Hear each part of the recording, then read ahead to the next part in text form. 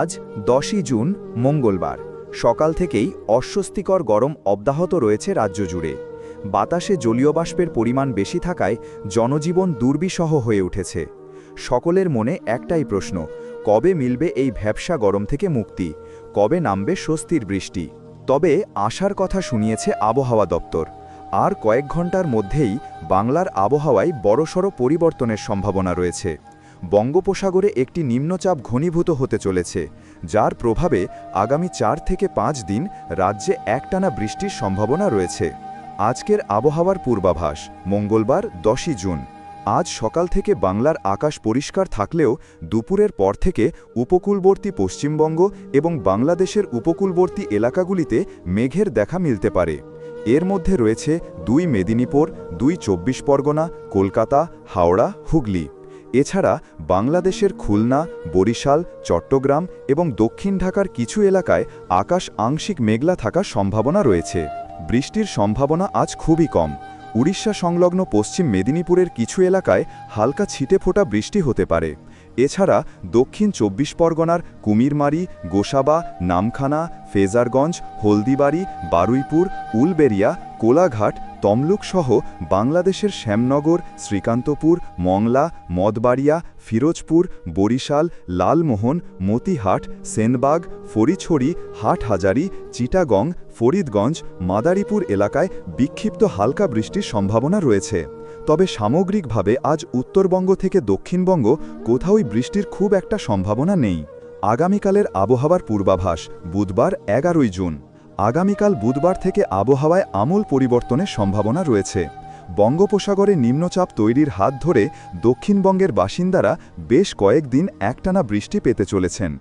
আগামীকাল যে সমস্ত জেলাগুলিতে বৃষ্টি হবে তার মধ্যে রয়েছে উত্তর ও দক্ষিণ চব্বিশ পরগনা, ২ মেদিনীপুর, কলকাতা, হাওড়া, হুগলি, নদিয়া এবং পূর্ব ও পশ্চিম বর্ধমানের কিছু অংশ, বাঁকুড়া, পুরুলিয়া ও ঝাড়গ্রামের কিছু কিছু এলাকা।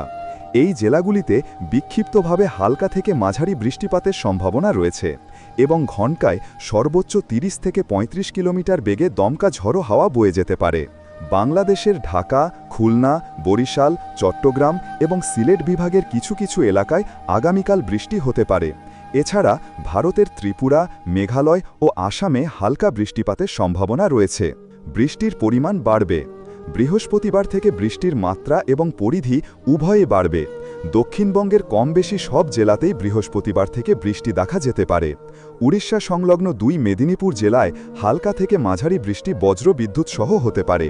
কোলাঘাট, খড়গপুর, আরামবাগ, হলদিবাড়ি, দীঘা, কাঁথি, মেদিনীপুর সহ এই সমস্ত এলাকায় হালকা থেকে মাঝারি বৃষ্টিপাতের সম্ভাবনা রয়েছে। কলকাতা, হাওড়া, হুগলিতেও হালকা বৃষ্টির সম্ভাবনা রয়েছে। বিকেল থেকে সন্ধ্যার মধ্যে এই বৃষ্টি হওয়ার সম্ভাবনা বেশি এবং সন্ধ্যার দিকে বৃষ্টির মাত্রা কিছুটা বাড়তে পারে। উত্তর ও দক্ষিণ চব্বিশ পরগনা, দক্ষিণ নদিয়া, কৃষ্ণনগর, শান্তিপুর, চাকদা, উত্তর চব্বিশ পরগনা, বনগাঁ, হাবড়া সহ বারুইপুর, জয়নগর, গোসাবা, নামখানা, ফেজারগঞ্জে হালকা থেকে মাঝারি বৃষ্টি সন্ধ্যা বা রাতে হওয়ার সম্ভাবনা রয়েছে।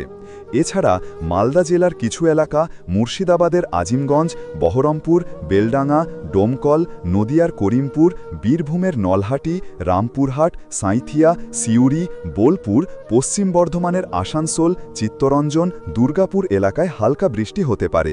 ঝাড়গ্রামেও হালকা বৃষ্টি হতে পারে। বাংলাদেশের খুলনা ও রাজশাহী বিভাগে হালকা থেকে মাঝারি বৃষ্টি এবং বাকি বিভাগগুলিতে হালকা বৃষ্টির সম্ভাবনা রয়েছে। তবে উত্তরবঙ্গের জেলাগুলিতে আগামী দুদিন বৃষ্টির সম্ভাবনা কম।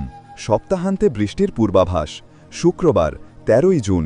কলকাতা, হাওড়া, হুগলি, উত্তর ও দক্ষিণ চব্বিশ পরগনা, ২ মেদিনীপুর, বাঁকুড়া, পুরুলিয়া, বীরভূম, মুর্শিদাবাদ, নদিয়ায় হালকা বৃষ্টি হতে পারে।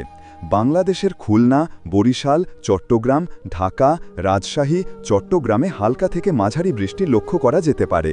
শনিবার বৃষ্টির মাত্রা আরও বাড়তে পারে এবং কিছু কিছু জায়গায় ভারী বৃষ্টির সম্ভাবনা রয়েছে।